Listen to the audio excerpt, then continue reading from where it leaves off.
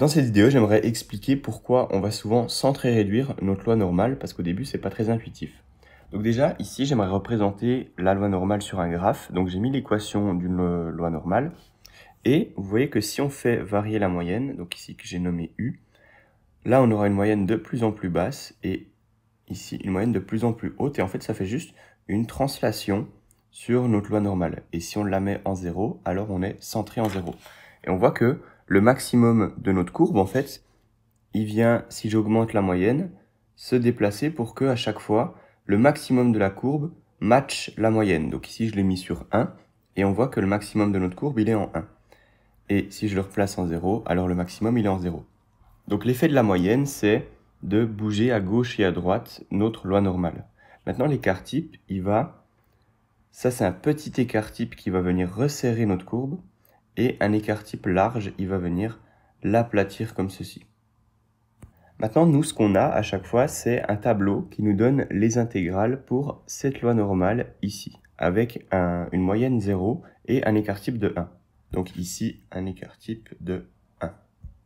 Le problème, c'est que moi, on me donne que la table avec ces intégrales, mais des fois, j'aurai une loi normale avec une moyenne qui serait ici, et un écart type qui serait peut-être un peu plus grand. Et on voit que les intégrales, c'est plus du tout les mêmes que la loi qu'on avait avant. Mais ce qu'on peut faire, c'est centrer réduire. Et centrer réduire, ça reviendrait à prendre la moyenne et la retirer. Donc ça veut dire se replacer en 0 comme ceci. Et ensuite, on vient diviser par l'écart type. Et donc diviser par l'écart type, ce serait essayer de se ramener à un écart type qui vaut 1 comme ceci. Et maintenant, on peut calculer l'intégrale, parce qu'on a le tableau qui nous donne les intégrales pour cette loi normale. Sinon, il nous faudrait une infinité de tableaux pour l'infinité de combinaisons de moyennes et d'écarts types qu'on a. Et on ne va pas nous donner une infinité de tableaux, on va simplement nous donner ce tableau centré réduit. Avec n'importe quelle loi normale, on peut centrer réduire et utiliser ce tableau, puis ensuite refaire le transfert pour voir les probabilités sur notre loi normale non centrée réduite. En réalité, si j'ai un ordinateur, je peux calculer ma loi normale de moyenne 1 et d'écart type 0,1 par exemple, ou 0,3, sans pour autant centrer réduire. Mon ordinateur, il peut calculer l'intégrale de cette courbe. C'est juste quand on veut le faire sur papier, alors souvent on va centrer réduire pour pouvoir utiliser ce tableau de la loi normale. Alors maintenant, comment ça se fait en pratique? Imaginons on a une variable aléatoire qui suit les paramètres, on va dire 12, 2. Alors, j'aimerais faire des transformations pour trouver quelque chose qui suive plutôt une loi normale de paramètres 0, 1. Parce que j'ai le tableau des intégrales pour 0 et 1. Alors, comment je vais faire ça? J'aimerais me ramener à mu égale 0 et sigma égale 1. Donc, mu égale 0 et sigma égale 1. J'aimerais faire des transformations pour arriver à ça. Si je fais x moins mu et que je calcule l'espérance de ceci, alors j'obtiens en fait l'espérance de x moins l'espérance de mu, et ceci, ça me donne juste mu moins mu, donc ça donne 0. Ça nous permet de voir qu'en faisant x moins mu, ça me permet de me ramener à une espérance qui vaut 0, donc c'est ce qu'on cherchait. Maintenant, pour la variance, en ajoutant une division par sigma, donc x moins mu divisé par sigma, ça me donne, par les propriétés de la variance, 1 sur sigma carré fois la variance de x moins mu. Maintenant, la variance de x moins mu, c'est juste la variance de x moins une constante. Donc en fait, ça ne va pas affecter notre variable, enfin la variance de notre variable aléatoire. Donc simplement, on obtient 1 sur sigma carré multiplié par la variance de x. Et la variance de x, vu que l'écart type c'était sigma, alors la variance c'est sigma carré. Et donc la variance de x, ici on peut le remplacer par sigma carré. Et finalement, on obtient 1. Donc on voit que en faisant ce x moins mu divisé par sigma, on arrive à se ramener à une variance qui vaut 1, et c'est ce qu'on voulait faire. La conclusion de tout ça, c'est juste que en faisant x moins mu divisé par sigma, j'arrive à transformer ma variable aléatoire, divisé par sigma, j'arrive à transformer ma variable aléatoire en quelque chose qui suit une loi normale de moyenne mu et d'écart type 1.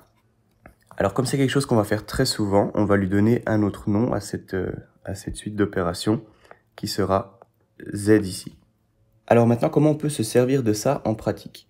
Donc admettons ici, je demande la probabilité que ma variable aléatoire x soit plus petite ou égale à 16. Alors maintenant, si je veux faire ça, il faudrait que je prenne le tableau pour mu égale 12 et sigma égale 2, parce que c'est les paramètres de notre loi x ici. Et dans ce tableau, il faudrait que je regarde à la case 16, quelle est la probabilité associée. Le problème, c'est que ce tableau, bien souvent, je l'ai pas, parce que sinon, il faudrait aussi qu'on me donne le tableau avec en fait toutes les combinaisons de mu et sigma. Il faudrait qu'on construise les tableaux avec toutes les combinaisons de mu et sigma. Et souvent, dans les livres de statistiques, on n'a qu'un seul tableau, c'est celui-ci. Mais on vient de voir que je peux faire une transformation sur x qui me ramène à cette loi normale-là. Donc, cette transformation, c'est... Donc, on a toujours notre probabilité. Et maintenant, de chaque côté de l'inégalité, on va appliquer des opérations, de manière à préserver cette inégalité, simplement. Donc, on aura x moins mu divisé par sigma est plus petit ou égal à 16 moins mu divisé par sigma. Ici, j'ai fait x moins mu divisé par sigma, et ceci, je peux le réécrire avec l'égalité qu'on a là. Je peux le réécrire juste z. Et maintenant, mu et sigma, comme valeur, ils ont 12 et 2. Et ça me donne 16 moins 12 divisé par 2, donc simplement 4 divisé par 2. Et ça me donne 2. Et ici, donc probabilité que z soit plus petit ou égal à 2. J'aimerais bien qu'on comprenne ce qu'on a fait ici. Ce que nous dit cette inégalité qu'on vient de poser, c'est que regardez dans le tableau avec mu égale 12 et sigma égale 2, la case numéro 16 avec sa probabilité. Eh bien, c'est exactement la même chose que de regarder le tableau avec mu égale 0 et sigma égale 1 à la case numéro 2 et prendre sa probabilité. Et ceci, c'est très pratique parce que ce tableau, eh bien, on l'a la plupart du temps. Mais celui-là, on ne l'a pas. Alors maintenant, on va regarder dans le tableau quelle est cette probabilité que z soit plus petit ou égal à 2. Donc, on prend notre tableau et on regarde la case numéro 2,00. Donc, on prend la case 2,0 et 0,00 ici. Ça nous donne les décimales, cette ligne-là. Donc, j'ai 0,9772.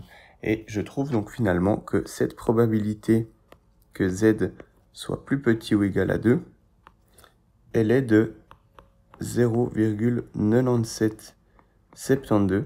Et c'est exactement la même que la probabilité que x soit plus petit ou égal à 16. Probabilité que x soit plus petit ou égal à 16.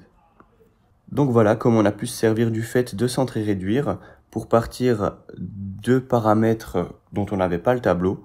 Pour transformer en z, il fallait juste trouver l'équivalence que chercher dans le tableau de x en 16, c'est pareil que chercher dans le tableau de z en 2.